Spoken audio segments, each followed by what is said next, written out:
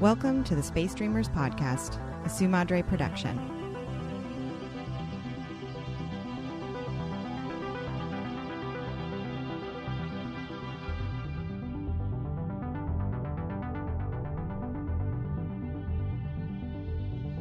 What's up, Space Dreamers?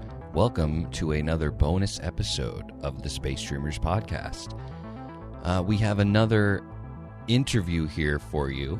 This is the third interview that I've conducted on this podcast with a creator. This time, we will be talking to Andrea Brasch, who is one of the owners over at the Lovable Hat Cult, which is a video game developer. Now, I know that video games are not the focus of this podcast. I also know that the video game that Andrea and I discuss is not even necessarily science fiction. But when I finished the game, I sought out the developer. I emailed them, and I just asked for an interview for this podcast because throughout the interview, you will hear we discuss the connections as to why this podcast would feature the developer of a video game. But I just thought it was a lot of fun, and as I said throughout the interview, I do make the connections.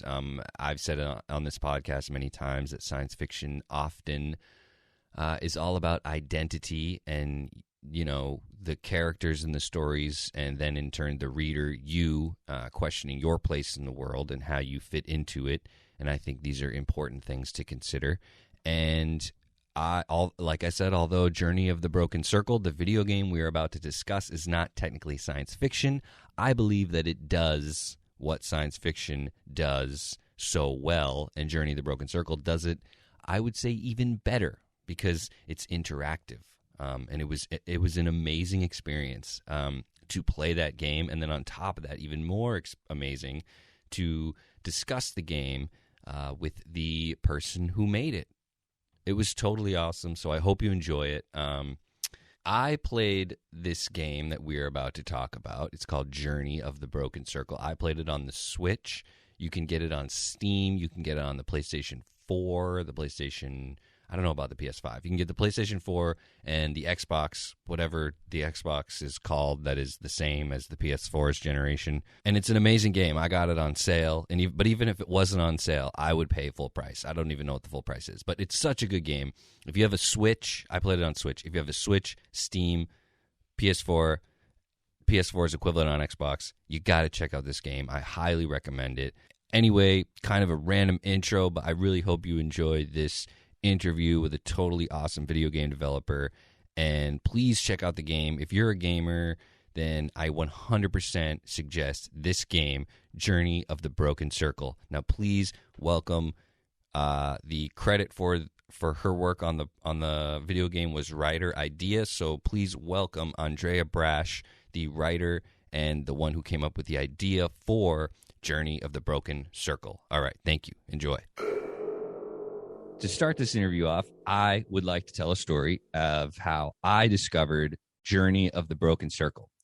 So I own a Nintendo Switch, and I was browsing the online store looking for something to play, and I came across this game called Journey of the Broken Circle, which is a weird name for a video game, but I was very much intrigued. I was intrigued by the art style.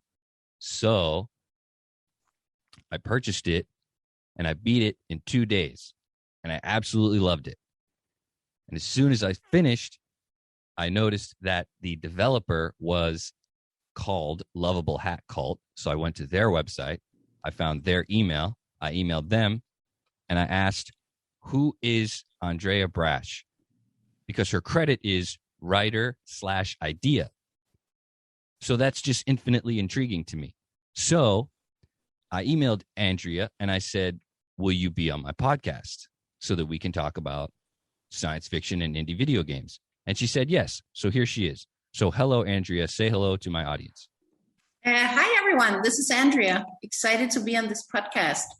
Awesome. Thank you so much for joining me. I was honestly pretty shocked when you guys answered so quickly to my question about being on this podcast.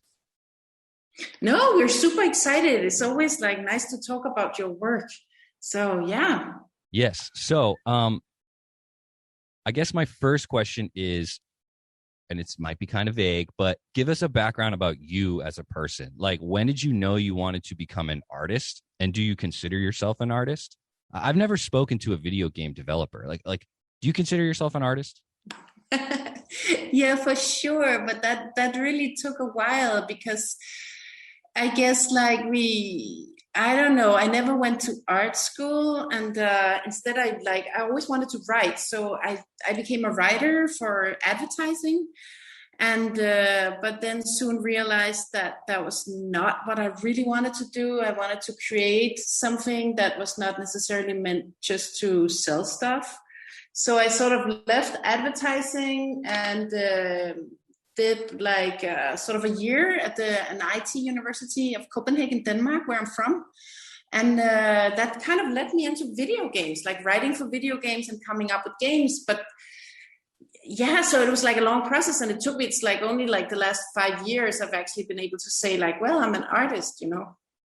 That's amazing. Congratulations. Thanks. So, are you a gamer?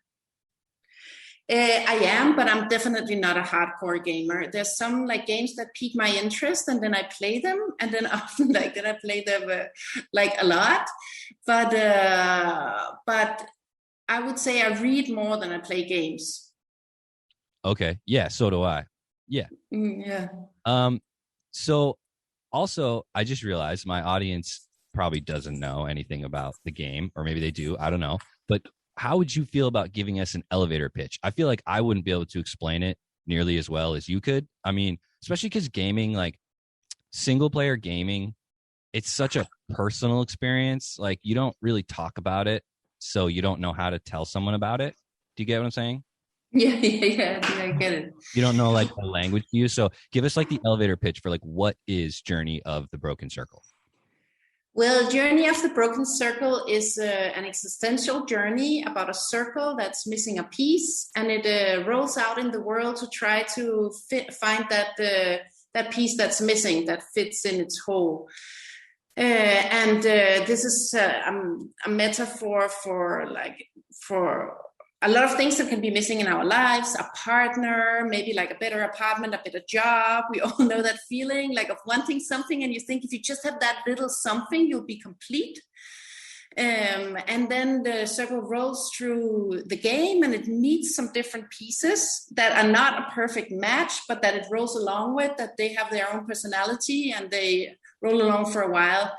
And not to spoil it, but then, well, let's say in the end it meets the perfect piece, but then what will happen? We don't know. So I don't want to spoil it, but yeah, that's essentially what it's about. Okay. I'm so torn right now between just going in on the game and talking about the game, but then the listeners won't know what I'm talking about, because I've been a gamer for so long. And as I said, I've never spoken to someone who makes video games, especially a video game that I played and I loved. So it's hard for me not to nerd out, but let me ask you one thing that like really intrigued me and basically was the final impetus to email Lovable Hat Cult was your credit in the game, which says writer/idea. What does that mean? Yeah, it's always hard to credit because we're a tiny company, so we have a lot of different like hats on. So idea means that I came up with the idea for the game. So basically I talked with Patrick, who is my partner in the company, and I said, why don't we like do a game about this? Isn't it like what couldn't this essentially be what a lot of people like could how do you say it, refer to like in their own lives? Like I felt it was such a universal story that like no matter like where we are, like everybody could like relate to this. And then Patrick said, yeah, that sounds great. And we started like prototyping, and that's how the game came about. But then I also wrote the story. So that's the writer part. Okay. So you wrote all the dialogue and you created all the characters? Yeah, exactly. Yeah. And the characters are based on a lot of people we know, so that I probably should reveal who they are based on, but that was pretty funny. I think no matter who you are, when you play this game, you will notice either yourself or someone you know in all of the characters. Because what I want to highlight and tell people about this game is that the main character is literally a circle with a piece taken out of it, but it expresses so much humanity. And I'm just so shocked at that a little white circle can be more human than 99% of the characters, the human characters that we see in movies, TV shows, and books. Is that surprising? That's such a nice compliment, because that's exactly what we wanted to do. We're like, we don't want to like create something that looks like he or she or like a tiger or something very specific. We wanted to try to create something very metaphorical, so like the player could like project his or her own feelings and emotions onto the circle. And so like you telling me that it actually worked is like, yay, great. I mean, it 100% worked. As I said, I have never emailed a video game developer. This is the first time. I've been a gamer since the late 90s. So, I mean, you guys made something ridiculously special, and I love it. And I want everyone listening, if you're a gamer, you should go find it. Do you know what platforms it's available on? Yeah, PS4, Xbox, Switch, and on Steam. Okay, so pretty much everything. I found it on Switch. So I want to tell you why. Basically, I beat the game and I emailed you, as I said, and then once you agreed to the interview, I said, oh well, I need to beat the game again, take some notes, and figure out really what we can talk about. And I devised a thesis for why you are on the show, and I will share it with you. Sorry, let me just find it. Okay, so I have a theory. Are you a science fiction fan? Sure, yeah. Okay, do you have like a favorite sci-fi movie? No, sorry, I'm not a hardcore fan, but no, not really. Yeah. Okay, that's totally fine. You'll probably understand what I'm about to express here. So basically, I have a theory that science fiction, in my opinion, is the most important genre of literature, simply because it allows you to remove yourself from your own world and view it from somebody else's perspective. Because if you have a story about two alien races that we don't know because they don't exist and they exist on another planet, and they are treating each other in very poor ways, not being nice to each other, warring with each other, maybe one is oppressing the other, we as Earthlings, the audience, we have no bias, no understanding of the world prior to the story, so we're able to approach it completely without bias but if that world that the writer creates mirrors our own world, then you do like a reverse. You look at that world and you say, how can I apply that to my own world? Like, who am I oppressing? Who am I treating poorly? You know what I mean? So I think that although Journey of the Broken Circle, I certainly would not consider science fiction, I believe that science fiction is all about identity. There are so many stories that they're about like an AI and like what it means to basically be born into the world and have to find your place, right? So the thesis as to why you're on this show, because sci-fi is about identity, and I will get personal right now, and I will say that I am Sticky. Because of this game, I think that I see myself mostly in Sticky. Oh, wow. Interesting. And so what is so amazing is that basically from Circle's perspective, Sticky is annoying. So since I'm playing as the Circle, I can then step back and say, how can I be less annoying like Sticky? How can I improve? Was that any kind of like a motive for the story at all? No, it was not a motive to like make people feel like they should improve. I guess it's interesting that you should like take that out of it, and very positive, I think. But for like actually what I think also happens with Circle throughout the game is that it looks back on its time with Sticky, and maybe we should just say that Sticky is this like a piece that's quite stuck. It doesn't really want to move so much. It would like to settle down and like take it a bit slow. Whereas Circle in the beginning of the game is very like, let's go, and gets annoyed with Sticky because Sticky doesn't want to move, right? Right. So in the end of the game, actually, when Circle meets another piece that also wants to go super fast all the time and not stop to smell the flowers, see what's going on, it thinks back on Sticky. And then it's actually like kind of thinking, okay, maybe Sticky was not that bad. Maybe Sticky also had some qualities. It was just like, it was more of a where Circle was in Circle's life and where Sticky was in Sticky's life at the time, right? So I think it's more of a, like sometimes you can meet somebody that you can be like attracted to on a friendship level or maybe on a relationship level, but maybe it's just not the right time because you're just like two different places in your life. And obviously also two different personalities, but yeah, that was more of the thought behind. And then of course, it's like a lot of people have told us that they mirror themselves in one of the either the pieces or in Circle, and it's quite interesting to see how who they pick, you know. Who is the most popular character that people say? A lot of people actually said they felt like Sticky. Oh, interesting. Yeah, I think so too. Wow. Yeah. Okay. There's another piece that's called the perfect piece, which is which wants to go fast all the time, and it's like very eager. And I thought a lot more people would see themselves as that piece, like constantly wanting to see new stuff and like not stopping. But yeah, surprisingly not. I found it interesting too while I was playing the game. I mean, visually the game is gorgeous. And in terms of gameplay, it's simple, but it's very fun. It just feels good to play as a gamer. I think you would know what that means. But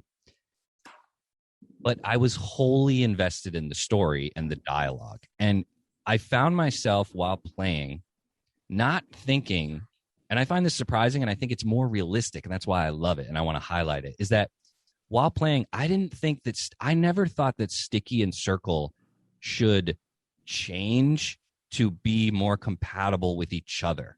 The whole time I was playing, in my mind, I was like, Sticky and Circle don't belong together. They need to separate. Like, they'll be happier without each other. It's almost like when you're in a really long relationship and then you break up. It's like, I don't want to change. Like, I'm comfortable with this person, but what is best for both of us in the situation is to separate. And that separation is hard. You know what I mean? For sure. Yeah. And I couldn't help thinking that about pretty much most characters. At first, it's like, it's so good that they found someone that they can like help each other. But at the same time, if they're constantly butting heads and there's constantly friction, that's just not a good relationship that people usually want to be in. No, very true. And there's also that like that whole idea of the merge, right? It's like Circle merges with these pieces. So it's like also very intense because it's not just like, okay, let's see how it goes, meet up once in a while. It's like, let's like move in together and like do everything together all the time, which is, also a quite intense way to go.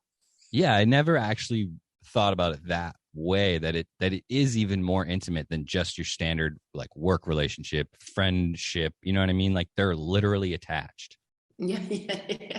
And I also like, I love when Sticky, for instance, says, let's see how it goes, Yeah. That, and it's like, I wouldn't normally just talk about myself in this way, but that's kind of how I am when it comes to adventures. Sometimes you have those friends who are like, just go with the flow, do whatever, who cares? And I'm more like, yeah, but you don't like, what if the flow is going in a direction you don't want to go in? You know what I mean? So I completely found myself in Sticky. And I mean, I guess I'm repeating myself here, but it's just so amazing that a little twig has more personality than most characters in most media. Yeah, that's really happy you feel like that. I mean, it's like also what you're talking about, like with the gameplay and stuff. It's like it took us a very, very long time to try to figure out the balance in between, like how difficult to make the gameplay and then combine it with the monologue and the dialogue, because it's like we didn't want it to be so that the game would be too difficult. And we also didn't want it to be so it felt like every time you had to like read some text that it would feel like it would stop the game and like you just maybe wanted to go on. So like finding that balance like took a really long time. Well, I am so happy that you did find the balance, because I think the balance is perfect between, although I will say, since you brought it up, that like there was one moment, there's one moment in the cloud section where for whatever reason, like I just wasn't entirely sure how to proceed. So I think you made the right decision in terms of scaling back difficulty. Like when you play the game, you're so invested in the relationships that if you get to a point where in a normal game, it's like a challenge and you want to do it over and over and over again, and that's fun, in this game, I don't think that works. No. I get totally what you're saying, because it's more about the relationships, and the game part is like nice and it's part of it, but it shouldn't be too much. And the cloud section is the most difficult one. Yeah, a few people reported back that was like the most difficult part to get through. And I also want to say, in terms of gameplay and the story, I want to say also that this video game is, I'm not going to say the only, but the only one that I can think of that has like legitimate, true tension. And the reason I say that is because normal video games, like the only pitfall is that you make a mistake or whatever, and your health goes down to 0 and your character dies, quote unquote, game over. But all that happens when you do that is there's almost no consequence, because you just restart as if you're just, that's not reality. You just become yourself again and you just do it again, and there's no consequence to dying. In this game, although it is not difficult and there's very few moments where you're afraid that you're going to die and have to get game over and set back, the true tension comes from the relationships and the dialogue. And I found myself on edge. I mean, even though the gameplay isn't difficult, I found myself on edge the whole game, just wondering, like, what are these characters going to do about this situation that they're in? But that's amazing, because that was also like a big discussion, because it's like, so we didn't want to just like rely on all these quote unquote like regular game mechanics or things you can do in games, like you say, like you lose life, or like you get punished, because it's like we necessarily didn't want the circle to die, because it's like, okay, if everything that happens inside this game has to be a bit like natural, we can't have the circle dying, because then it's really weird that then it's alive again, right? Like if we actually like regard them as like real characters. So that was also like a thing to solve. And we also wanted the world, like you're talking about the graphics, to be very natural. So how do you create a challenge if you don't like use a door that you need to like get through, or like some of these like very usual sort of like obstacles in games, like then how do you do it? And that took a while as well. It's like a lot of thought went into the game, as you can hear. When was the game released? It's September 2020, so already it's been out a while. Wow. I thought maybe I had no idea when it came out. I wasn't sure if I would be interviewing you and maybe you'd be like over it or something, you know what I mean? Because it was like in the past. But no, it felt like, because we recently just released on PS4 and Xbox, so there's been a long tail of like things going on. So it actually feels still quite recent. That's amazing. I'm super happy for you guys. Tell me about Lovable Hat Cult. Is that your company? Yeah, that's my company with Patrick Janfeld. And we're part of like, there's a big indie game scene, a big, like country-wise, Denmark is a small country, but big for the country. There's big indie game scene in Denmark, Copenhagen, where we're both from.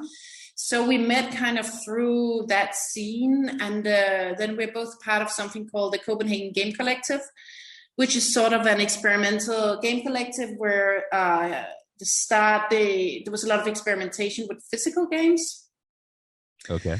And then that merged into a lot of the people like formed their own companies, and so did Patrick and I, and we were like talking a lot about what kind of games we wanted to create. And we were sort of on the same page with, we wanted to create games that were art, that were different, that had deep stories. And then we're like, yeah, let's form a company. And then that's what happened. Does your company have a mission statement? Small games about big subjects. Okay, very cool. Your website is very like warm and inviting. Yeah, we tried to make it like not. Yeah, exactly. That's what we tried to do. And that was sort of, I think, maybe one of the reasons I felt that I felt comfortable reaching out to you for an interview, because you guys seem just human. You know what I mean? Which is cool. Yeah, we tried to be lovable, like our company name. Yeah, what's up with that name? Why is it? We had this random word generator, and we just threw in a lot of words that we liked, and this is the name that came out. That's amazing. So tell us about. So I went on your website and I saw the work, that's had like your portfolio, and I noticed a game called Moontide Traveler, and it is so fascinating to me. And you, before the interview, informed me that it's not a video game yet. So just tell us about that. I think the subject matter is extremely interesting, and just, maybe just tell us about it and what your plans are for it. So we were discussing, like, in a creative processes, you discuss a lot of different game ideas. And one of the ideas, like, I always find it very fascinating with like combining like the physical body and technology. Like, so more like taking starting point in the body and then seeing like how you can express something with technology. And hence we're talking about that the female cycle, like with period and the egg, and like the cycle is not still something we do not talk about a lot. And it's still sort of tabuized, even in the Western world. And we were like, what if with that the female cycle was the base for a game, So it's actually very, you have the cycle that's a very specific amount of days. So actually it's quite mathematical in a certain way. Like, and we wanted to take that the base and then make it into our game. And then also the female cycle has like 4 phases that you go through in each cycle. So there was like something like we already saw the 4 levels. And so currently it's a prototype because it proved that it's sort of very hard to like make game mechanics out of something that's quite fluid, like the cycle. So it's still a work in progress, and I think we'll get there at one point. But just the thought itself of having a game based on this is like in itself super interesting. I haven't seen anything like it out there. So let's see. And also we didn't want to make it literal. I'm not really a fan of making like things literal if they don't have to be. I think we more wanted to go with the feelings and the mood swings potentially, and make it fast-paced or slow-paced according to where you were in the cycle. So yeah, that was the intention. That is the intention. So let's see. Now we finished this game, so let's see how it goes. Yes, I am extremely excited about Moontide Traveler. As soon as I saw the little button on your website, I clicked on it hoping that it would say, like available on Switch. But as you said, it's not available yet. But I think that regardless of how that game comes out, I strongly think, based on Journey of the Broken Circle, that it will be successful, because it seems like the same thing. Like, obviously we as humans think about, ourselves and humanity, often. But like you said, the female menstrual cycle is taboo, even in our Western society. And I think that it will do exactly what Journey of the Broken Circle did for me, which is, like I said, remove yourself from the situation and then do the 180 and look back at real life and say, oh, wow, that is a thing that exists. And I don't ever think about it. And now I have a better view of it. And do you think, I'm curious, is the audience for that game literally anyone? Yeah, I really think so, because it's not going to be like when we talked about this game, a lot of people were like, so it's going to be kind of educational, like, so what's going on. And we're like, no, like, I think there's like, you can already find a lot of resources to discover that, like on the internet or wherever. That's not what we want to do. We want to go from the other angle, which is more like the emotional angle, and and that, I think, is something anybody can relate to. You can relate to being like happy or unhappy or angry. And those are some of the emotions that would be in the game. So, yeah. That is so cool. I'm totally looking forward to that. I want to ask one specific question about Journey of the Broken Circle. Sure. So the character of the slug, it's pretty obvious the what's the word, personality trait that the slug represents. He's very like pushy, like he says he wants to crawl on them, and they're like, whoa dude, we just met you, like you're way too intense right now. But what is the eyeballs behind him, like what is that face in the sky? Maybe this is too specific a question, but right, the temple in the sky. Right. Well, so for Patrick and I, it was also like the Journey of the Broken Circle. Obviously, it's a game about relationships, but for us, it was also a lot about like what is the meaning of life. I mean, like you go through, I guess, like you enter your 20s and you're a bit like. What is the point here? Or even when you're a teenager, like, where am I going with this? Is my life just like, I just have to work and then what, and then like the big question, like, why? And then we're like, in the game, we wanted to have sort of a representation of different philosophies, because that's also what Circle is trying like to discover. So sort of a Buddhist temple. So we saw it a lot of like these people that go on these like soul searching journeys, and then they reach like a Buddhist temple and they sit there for 2 months and meditate, and then maybe leave it again. And we also have a lot of existential philosophy in there, like Sartre and Søren Kierkegaard, and that's represented by the balloon bush. So that temple in the sky is where the slug went up, because it had a lot of like insecurities and issues, and it needed to try to find itself. So it went up there. The slug is actually my favorite character.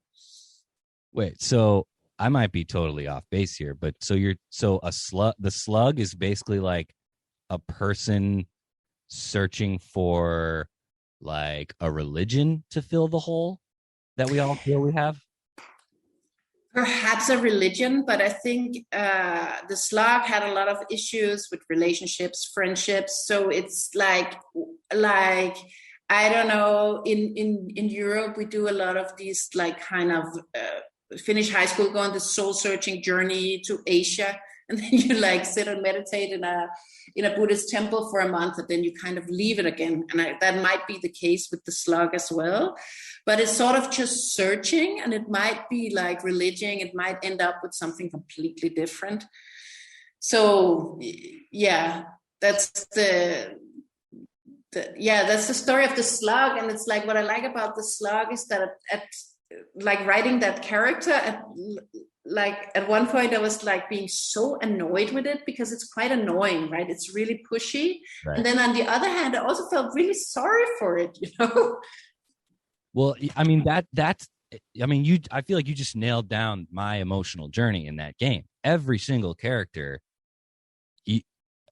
at first you feel bad, but then you see that there's friction between that character and the circle. And then it's not that you don't like them or that you're totally annoyed by them. Certainly I understand why the slug would be annoying, but it just gets it really is a roller coaster journey. Like a lot of characters in a lot of media are just kind of one way, you know what I mean? And for this game to kind of boil down personality traits into something very simple, but then also have nuance, it's just so incredible to me. I'm sorry to have this. Well, not sorry, but like this whole interview is just going to be me saying how amazing the game is. I hope hopefully I can be a little more constructive, but I don't know. But I'm so happy. I mean, I'm so happy you're saying that, because it's been so difficult to do something that's so so simple in shape, like the graphics and the characters are so simple, and then still put a lot of like personality into them. That was really like a big challenge, and it's just done by like how they talk and obviously also how they move. But yeah, so that I'm really happy that you saw that. Yes, and I also think this is an outdated argument, or if I don't know if it ever was an argument, but the Journey of a Broken Circle is a new addition to what I would call examples of video games to prove to someone that video games are in fact art. Oh yay! That's like that's our big mission. That's great you're saying that. Yeah. And I am a self-proclaimed indie game lover. I remember when I first discovered how easy it was to buy indie games like on the PlayStation 4, like the PlayStation Store. I realized this world of games that are not homogenized. They're not standard big budget, just shoot and kill. You know, there's this whole library of games like your game. And there are so many others that are of a similar quality to Journey of a Broken Circle. And so I also encourage anyone, if you're listening to this and you've never played video games because you think that they're all like Call of Duty, there are so many incredible experiences. The best stories I've ever experienced, some of the best stories I've ever experienced are in video games. They're not in books. They're not in movies. You know what I mean? It's a different thing to be so directly involved in the story. Yeah, for sure. Yeah. It's a different, fully different experience. We also made a festival, Patrick and I, that ran for 5 years. That was Le Summit, it was called, and it was about romance, love, and sex in games. Okay. So that was also like we got people together for 1 day symposium and then a 48-hour game jam, which is like a workshop where you create a game prototype in a very defined amount of time. And then because we wanted to try to create some different prototypes of games to show that games can do and be so much more than like what you're saying, Call of Duty or first-person shooters. And that was pretty interesting. Yeah, some interesting experiments came out of it. Yeah, there's this brand new video game that came out a couple of days ago that I bought and I've been playing. And one reviewer brought up this term where he said, you're going to like this game if you're into Zen gaming. And what he meant by that was the game it's an open world. And so you're able to explore, but there's also enemies, but there's not that many enemies. And there's so much more of an emphasis on exploration, exploring this natural world that you're in. So he's basically like, if you enjoy just exploring and not killing and having like sort of this experience in this beautiful natural world, then you're going to love it. And I call that Zen gaming. And I love it too. Ah, that sounds nice. Which one is it? It's called Biomutant. Ah, okay. Yeah. Which is kind of like double A. You're familiar with the term triple A? Yeah, for sure. So I also have found recently that what this new term we use, double A, which is like a little bit above indie, but not quite triple A. Those games are my favorite. Like those games are so good to me because you get a little bit of that polish, but it's not your standard just shoot, reload, shoot. You know what I mean? Yeah, for sure. I want to ask you about the music in Journey of the Broken Circle. Yeah. So one of the first indie games that I played and absolutely loved was a game called Oxenfree. Yeah. And one of the reasons I absolutely adored that game is the music. And so I looked up who did the music, and it's this, I guess it's their stage name, Scientific. Yeah. So when that's also he also did the music for Journey of the Broken Circle. Yeah. So like, tell me, like, how did that come about? How do you go about finding music for a video game? That was difficult, like because as our game in some ways is quite experimental. Like there was a big discussion of should we also go completely experimental with the music, which we then decided not to do. And then we really liked his work, and we thought, okay, he can really bring some atmosphere and into the game, and he's very professional and he's really good at what he does. And we thought he could really bring something in. So then we just wrote to him. Like, we had some friends that had been working with him. And then we got his contact through them, and we just wrote, and he was like, sure, yeah, that sounds great. So it was pretty smooth. Is he primarily a video games? Does he primarily do scores for video games? Yeah. I think he does his own music too that he releases, but apart from that, primarily video games, which is also like, if you do something that's a bit experimental, we also just wanted somebody that knew how to make music for an entire game, because it's quite different than obviously making just one track or right. I think I didn't, while I was playing Journey of the Broken Circle, I didn't instantly think this must be scientific, but I got those vibes.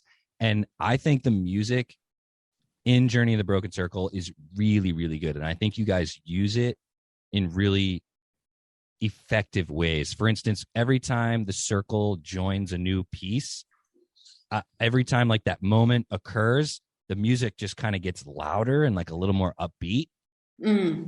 Obviously, I'm sure you know this, but I just loved it. And then at the end, when I saw Scientific was who created the music, in my mind, I was like, well, that makes perfect sense. That's great. I mean, one of the most difficult, like, everything was so smooth, but one thing that was very difficult was at a time, circle's down in some caves, and there's a cloud monster, which is like kind of the circle's own thoughts, like, coming after it. And that was to create the sound for the cloud monster was like quite difficult. Like, that was the one we did a few takes of, because it was to get it right. So it was scary enough. That was difficult. Yeah. I mean, the music, those sections are amazing. I skipped over those. I want to actually ask a question. From the beginning, did you want to talk about suicide in this story? No, not from the beginning. But like, we were talking about the logical consequence of like being down because of something for a very long time as a human. It's like, I wouldn't say we all, but I think a lot of people have, like, maybe not in a serious way contemplated, what if I just ended my life? But, the thought has probably passed somebody's mind, oh my God, it's so difficult right now. Everything seems like there's no way out, or you had a bad breakup or whatever. Your life is not going how you imagined it. So, like, having that thought, we thought, okay, that probably occurred to a lot of people. And so we wanted to incorporate it. And then there's also an interesting thing about like existential philosophy, where you say that the only like real choice you can make in life is like suicide, because everything else is just something that happens to you, right? In a way. And I find that quite like fascinating. Yeah.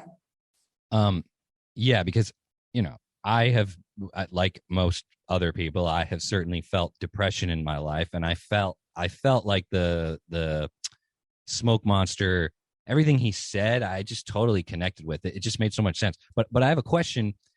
I think the first time the circle escapes from the monster, he says something about disappearing into oblivion, and then he ends up in the like green place. Is Circle doing drugs? That's pretty funny. At this point, no.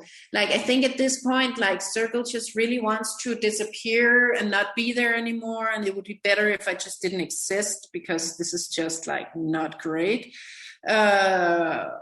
If you played the bonus levels, I guess those are more of a like drug reference. Did you play them? Well, I was getting to that. I have not played them yet. I wanted to ask you about them. I also wanted to ask, and I'm sure you could just get into it without me asking, but like, what's with the mushrooms in the game?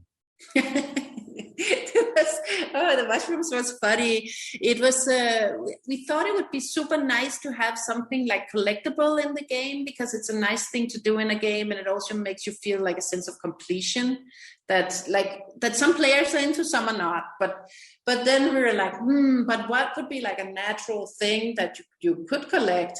And then Patrick, like recently when we came up with this, he got really into like collecting mushrooms in the forest. He was like super into the different mushrooms, and we were like, oh, but that could be nice. And then the discussion was obviously, but would a lot of people take it as a magic mushroom reference? And that was actually not the intention, that it was supposed to be like a magic mushroom reference. It was more just of like collecting mushroom thing. But the bonus levels have, like, you'll see they're way more wacky. And I think I jumped into one of them for a second. I mean, it's called the good trip and the bad trip. I mean, what can you explain? What are those? Why do they exist? I think the good trip is like if you didn't have any restraints and everything would just be fun, like this would be the world you would be in. It's sort of like a fantasy of the circle, like where everything's open, all the different pieces are there, and everybody's just having a good time, you know. And then the bad trip is obviously the opposite. It's like so difficult, oh my god, like you can never beat it, like that level, and it's just too much. So it's like kind of a bit of an extreme of the nice and the bad thing that could happen. Also, we wanted, like, the story is quite like serious, like in the game it's really like the circle has some like deep thoughts, and it's really contemplating and like serious conversations with the other pieces, and we just wanted also to just go all out and do something a bit wacky, you know. Yeah, I get that. And for the first time, I'm thinking what you just said, that the game itself is a bit, you know, serious, if you will. So it's cool that you guys included that. And it's not that I don't want to play those, I just haven't really had a chance. I kind of been focusing on Journey of the Broken Circle to be like totally prepared for this conversation. Yeah, great. Yeah, I mean, I don't have much else to say. I just think that I just think that there are just so many amazing moments in the game. It's one thing, plenty of games have amazing moments, one or two, but this game, I was consistently surprised. It was like, in the beginning, when I first realized what I was getting myself into, I was like, oh, this is cool. It's a metaphor. It's going to tell a story. It's about friendship or relationships. And I was cool. I settled into that groove. But then the game just goes everywhere. It's like in a good way, it just assaults my thoughts and like my personality about like what it means to be a person. But that's I mean, I'm so content that, like, from everything you got out of the game, because it's what we wanted to tell, and it's what we hoped that people would experience. Like, we got a lot of feedback also of people that had been in crisis, or that where the game really resonated with them and actually sort of like made them think, okay, maybe there's a way forward, and it's not just because you're having like a bad moment, like new things can happen and it can be positive again. So we received a lot of very heartfelt emails from players, and of course there was like people wrote that they were crying while playing and stuff, and it was like, wow, it's like, imagine you can create something that can like connect with people on that level. That's been really, really rewarding. Yes. Actually, I have maybe like one or two more questions that I'm just curious about. Tell me, what is launch day like for an indie game? Patrick and I bought a big cake, and then we cut out a piece so it would look like the circle, and then we like did like silly like videos with it, and then we were like just like because I mean, it's been a very, very long process for us. So at the end, we're just so exhausted. It's not even like, well, let's have a big party. We're just like, well, now it's out there, let's eat a piece of cake. But then like a month later, so we did have like a release party, which was not on the day, but just like with some friends and stuff. And that was how we did it. You know, for some indie games do it at like a conference or like a festival or something, but I don't know, for us this made sense. Wait, so do you have a publisher, or are you the publisher and the developer? No, we do have Nakana.io, who are our Switch publisher, and we have a Rainy Frog is our publisher in Japan. Oh, and we have East to West. We have another one in China. So and Nakana has really been wonderful. They they did the whole Switch thing and helped us port to the best platform for our game. So if anybody's thinking of like self-publishing, I would really say, unless you really, really, really are into the algorithms and know what you're doing, like try to find a publisher, because they're really professional at that, and that helped us a lot with getting the game out. Nice. Okay, so my final question will be, you don't have to get into details, but I wonder, as an indie video game developer and as an artist, how do you in your life at this time gauge success? Like, I don't want to know about like the numbers or the money, but like, do you consider Journey of a Broken Circle to be a success, and why? I mean, there's of course the economic side of it, which is one parameter, and then there's the other side, which is like the feedback you get from players. And then we also won like quite a few awards for narrative, which of course is like, so that's sort of the indie industry's kind of way of telling you we really enjoyed this game. So of course that meant a lot to us. But for me personally, like the success is the feedback from players. That's what I set out to do. And if I touched some people with this game, that's like totally a success criteria for me. Well, that's awesome. You certainly got it from me. So thank you for making that game is basically all I want to say. Oh, you're welcome. Another thing, you guys do have a website, and I think you have your own website. I couldn't find you on Instagram. Are you on Instagram? No, the Lovable Hat Cult is on Instagram, like our company, and then we have lovablehatcult.dk, which is our company website. But no, I'm not on Instagram. I'm not so big on social media. Okay, I was more interested in how people could like find your work. So if Lovable Hat Cult has an Instagram, everyone listening, if you're curious, you should go check that out. You should go to the website. You could go on whatever video game console or Steam that you have and look up Journey of the Broken Circle, because I absolutely love it. I give it glowing praise. And after this interview, I know that the people who made it are cool and making games for the right reasons. Thank you so much. Yes. So any final thoughts, like anything you want to express to people who are thinking about playing your game or did play your game? No, not really. Experience it. And go on the ride with the circle. Go on the journey. That's all we want. I agree.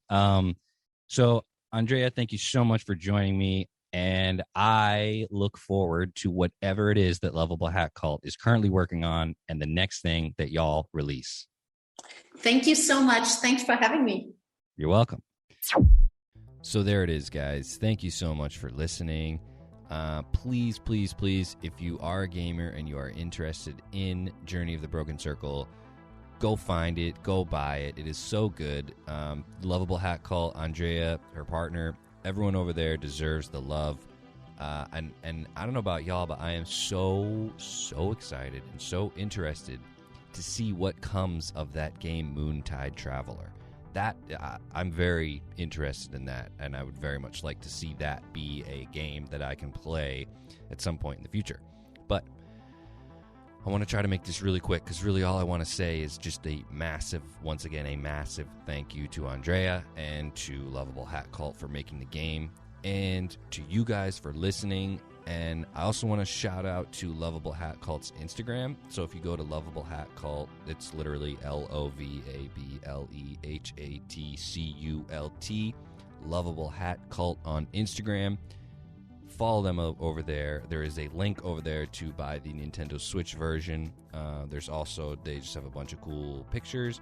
There's also even a photograph there of the team on the day that the game was launched, where in the podcast that you just heard, she told the story of having the little cake with the piece cut out of it to make it look like the circle when he's broken. It's really cool. So just head over there, buy the game if you want to buy the game. Tune in next week. Next week we're talking about A Fall of Moon. No, we're not talking. We talked about that yesterday. We're talking next week about Tales of 10 Worlds, which is a collection of short stories by Arthur C. Clarke. But this episode's not about ACC. One more time, give it up for Lovable Hat Cult, for Andrea Brasch. Thank you so much for joining us. Hope to see new games from y'all in the future, and keep dreaming. Thank you for listening. Peace out. Bye-bye.